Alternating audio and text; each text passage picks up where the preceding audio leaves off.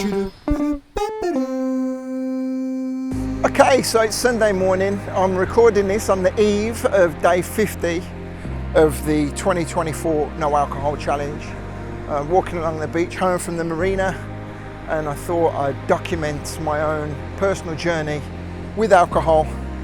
And the reason why I'm sharing this video and the whole purpose is just to let people know that if you're considering giving up alcohol, then I used to be like yourself, and here I am now, 1 year and 50 days alcohol free when I share this video.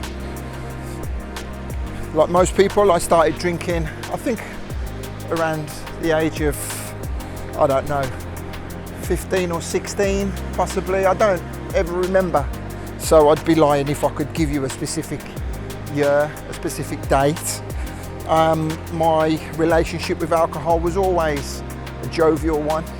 As I say, like most people growing up in the 70s, it was socialising was all based around pubs and social clubs. And, you know, my coming of age, drinking occasionally in the parks and whatever, and then heading out to the discos and whatnot. I don't recall ever having a serious relationship with alcohol. At the school discos, for example, I wasn't the kind of guy who'd sneak some drink in or get rat-arsed. Although, when going out and about on the streets of Sutton Coldfield or Aston or up the town, then you can guarantee that I would have a skinful. I used to literally drink just to get drunk. I never used to enjoy the taste of beer.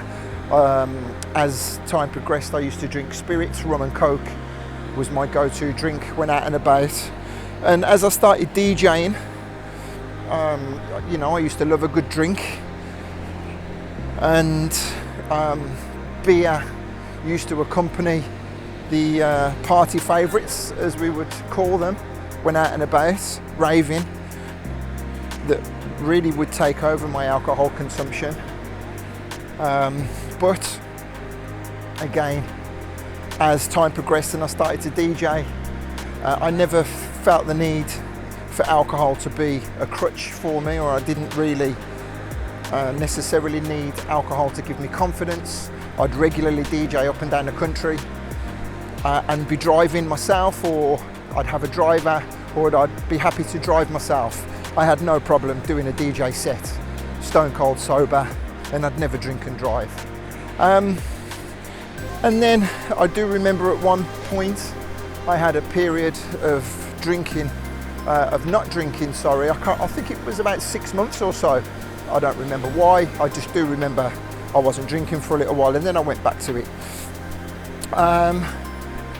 As time progressed, working in the studio, I distinctly remember not being a big fan of wine, and then Timmy Vegas was the one who turned me on to red wine. And then as I got older, my palate adapted, and I used to love a glass of red wine, or the odd bottle or two, as most people do as you get older. I would never say I was a wine connoisseur, but I did used to appreciate the different tastes. And then as I got older and I realised that I needed to start paying attention to what I was drinking because it was having an effect on my waistline, I started drinking vodka and then gin, because I was told that there were less calories in there, and especially not having Coca-Cola and drinking tonics or whatever, that was a lot better for me. And so that's like a quick history of my relationship with alcohol. I've seen what alcohol can do to families. I'm witness to what alcohol has done to my own family on several different levels. And I've never been one to be preachy when it comes to drinking. How could I? I've been drank for so long myself. That would be pretty naive of me to do that. However, as I say, here I am, 1 year and 50 days alcohol free. Last year, when I was asked if I would like to set up a group and encourage people to not drink for 100 days, I said to myself, well, I only drink once a week during my radio show. Okay, I might drink a bottle of wine to myself on air. I never used to drink midweek at all. And then even when I used to go out for meals, which was really the only socialising that I used to do, I would struggle to drink because it used to hinder my digestion. So when I eventually decided to give the 100-day no alcohol challenge a go, it was great to have a few people along with me on the journey. I do recall feeling that it was a little bit of a struggle to begin with, but I don't recall it seeming as fast as it does this year. The 2024 challenge seems to have raced by. And when I got to the end of the 100 days, it seemed a little bit strange for me to have a drink to celebrate not drinking for 100 days.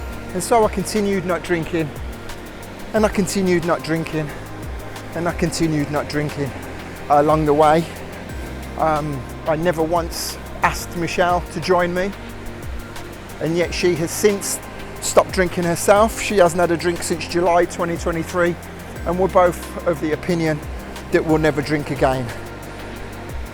I want to come back to the point I was making, that when I contemplated going alcohol free for 100 days, I really didn't see the point, because I didn't think that I was doing any harm to my body, only drinking that little bit on a weekly basis.